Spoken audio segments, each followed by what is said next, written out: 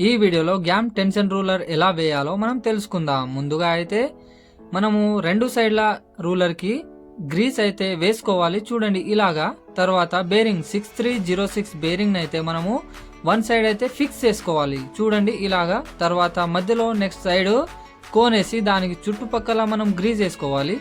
తర్వాత ఇంకో bearing 6306 bearing అయితే మనం ఇలా ఫిక్స్ చేసుకొని స్విచ్తోని కొట్టుకోవాలి. తర్వాత ఆయిల్ సెల్ ఉంటుందిగా, దానిపైన కప్ ఉంటుంది, దాన్ని వేసి దాన్ని ఫిక్స్ చేయాలి.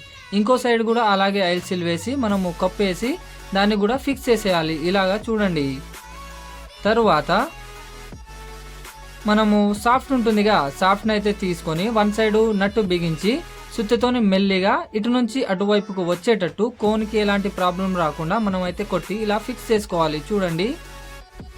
తరువాత ఇలా మనము వీలో వేసి దాన్ని సెట్ చేసుకొని పైనుంచి సుత్తతోని కొడితే రెడీ అయిపోతుంది.